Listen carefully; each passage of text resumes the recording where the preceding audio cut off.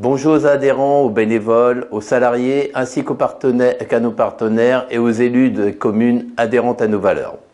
Cette année 2020 est une année particulière pour l'association, avec l'évolution de nos statuts vers une association plus à l'écoute de nos adhérents.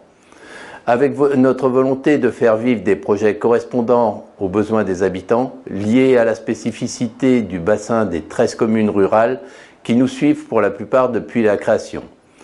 Récemment, nous avons fait évoluer les statuts d'une gouvernance mixte, maire et bénévoles, vers une gouvernance des bénévoles qui se sont investis dans l'association. L'intégration de 5 communes en 2020 est une étape dans la reconnaissance de ce projet, associant les habitants et les élus. Cette démarche marque la volonté de rassembler tous les partenaires afin d'avoir un impact fort sur notre territoire rural. La pandémie a fortement influencé notre action. Elle a mis en exergue l'importance de notre action auprès des foyers isolés, du désert numérique de certains de nos habitants et de l'importance des relations que crée la JR au travers de ses actions. Elle a fait reculer les inscriptions de 802 adhérents à 777 en 2020 et du fait des fermetures sporadiques des ateliers. La JR aujourd'hui, c'est un budget de 700 000 € annuels, dont 450 000 de masse salariale, représentant 20 salariés, dont 19 en CDI. 13 communes associées dans différentes activités, 25 bénévoles qui animent diverses activités, dont 16 administrateurs bénévoles qui sont partie prenante dans les décisions. Et au travers de 5 commissions, il faut remonter les besoins concrets des adhérents. Nous utilisons pour cela le siège de Noyelles, des locaux dédiés à Fontaine-Notre-Dame, Corroir, Quentin-sur-Escaut, 19 autres salles dans les communes adhérentes et une micro-crèche à Nerny. Nous travaillons avec Cagnon pour un lab. Nous avons lancé les 5 groupes de projets pour la mobilité et pour ça nous disposons d'un véhicule de service et de renfort des navettes avec lequel nous parcourons 6000 km par an, permettant le lien numérique et la relation avec les administrations.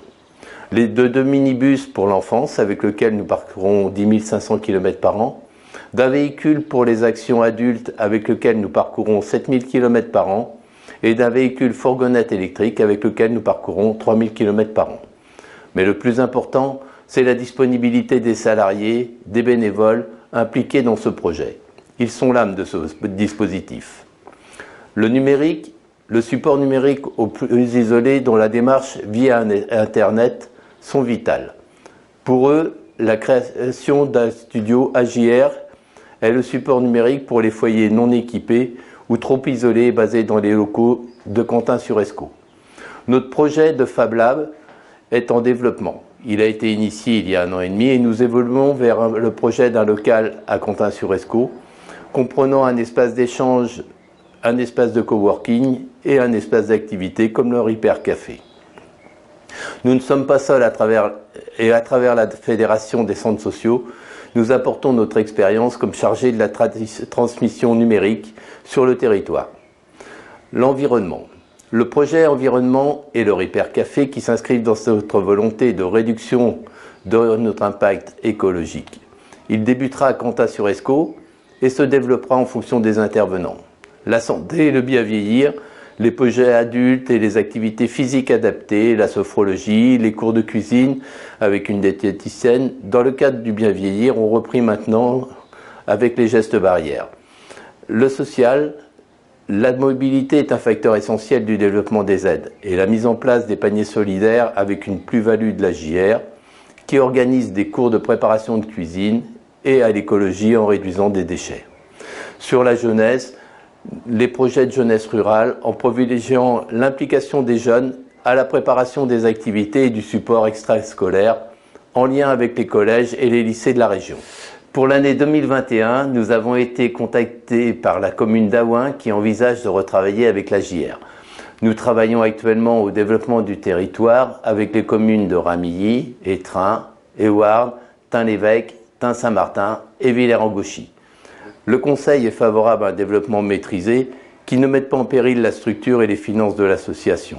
Ce projet remet en question l'organisation et l'équilibre de la JR, mais il nous offre une formidable opportunité d'évolution afin de nous porter nos valeurs sur le territoire. Aussi, nous sommes vigilants à l'adhésion des communes au projet de l'association, car nous ne voulons pas perdre nos valeurs contre l'expansion. Dans ce projet, nous comptons sur nos partenaires sociaux pour offrir au plus grand nombre nos services. Je laisse le soin à Yves de vous exposer les détails de l'aspect financier, humain et l'organisation de l'année à venir. Je vous remercie de croire en notre association. Vous avez été à la hauteur du défi ces derniers mois que nous a imposé le Covid. Pour tout cela, le conseil d'administration, Yves et moi-même, nous vous en sommes reconnaissants et au-delà de nous, je pense que les personnes que vous avez écoutées, aidées et soutenues, rassurées par votre présence, vous doivent beaucoup. En attendant, prenez soin de vous et de vos proches, protégez-vous et protégez votre entourage.